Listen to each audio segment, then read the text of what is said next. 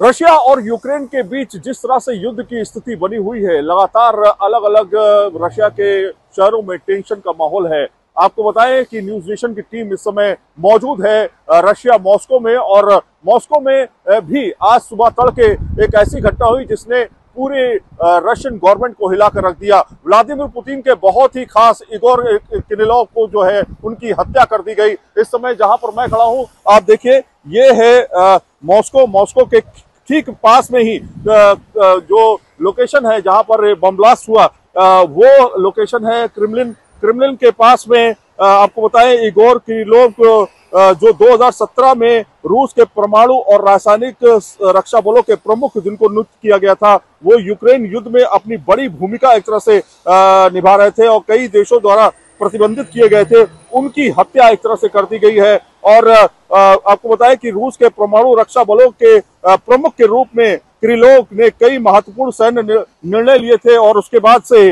लगातार उनके ऊपर नजर रखी जा रही थी। सुरक्षा एजेंसियों की माने तो ये जो बम ब्लास्ट हुआ है वो एक साजिश के तहत हुआ है, ऐसा माना जा रहा है। और ये भी कहा जा रहा है कि जो स्कूटर है उसका इसमें इस्तेमाल किया गया। एक इलेक्ट्रिक स्कूटर जो आपको तस्वीरों में दिखाई दे रहा है, इलेक्ट्रिक स्कूटर का इस्तेमाल किया गया, उसमें बम जो है प्लांट किया गया और धमाका किया गया। जब किरिलोव जो थे सुबह के या कहें देर रात के करीब जब वो घर से बाहर निकले थे अपने एक साथी के साथ में, तो वहीं पास में रखा एक स्कूटर जो था वो फट जाता है। आसपास की खिड़कियां, दरवाजे और आसपास की बिल्डिंग पे काफी ज्यादा नुकसान होता है। तब जो सुरक्षा एजेंसियां खासतौर पर पुलिस जब पहुंचती है वहां पर तो देखती है कि दो बॉडीज वहां पे पड़ी हुई हैं, और जब चेहरा हटाया जाता है, चेहरा देखा जाता है, तो वो इगोर किरिलोव का थे, जो कि रक्षा प्रमुख थे, खासतौर पे रासायनिक और परमाणु संयंत्र के। तो ये सिचुएशन है अभी मॉस्को में किसी भी तरह का अभी फिलहाल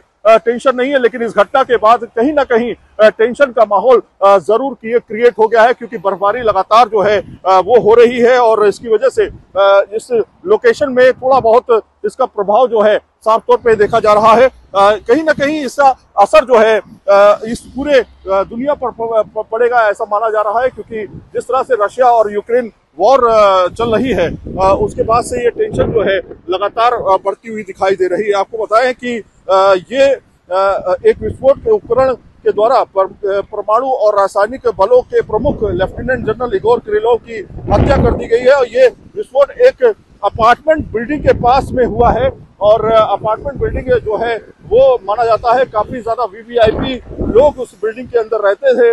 और जब किरिलोव देर रात के करीब जो है बाहर निकलते हैं तो अचानक ब्लास्ट किया जाता है। तो इससे कहीं ना कहीं जांच एजेंसियां अब इसमें जुट गई है कि क्या किस तरह का इस्तेमाल किया गया है बम में।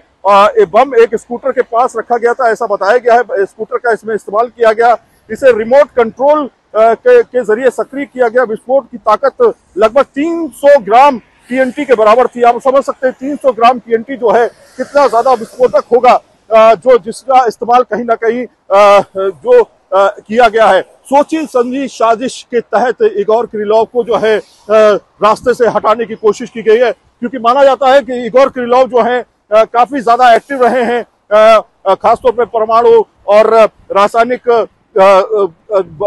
सुरक्षा बलों के जो हेड रहे हैं। तमाम ऐसे फैसले उन्होंने लिए जब यूक्रेन और रशिया के बीच वॉर चल रही थी। स्टार्टिंग के समय में बहुत सारे ऐसे फैसले लिए, तो उनके ऊपर काफी ज्यादा नजर रखी हुई थी।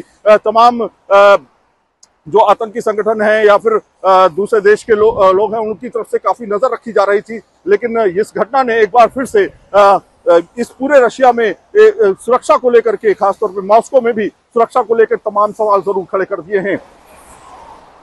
मॉस्को से सैयद आमिर हुसैन, न्यूज नेशन।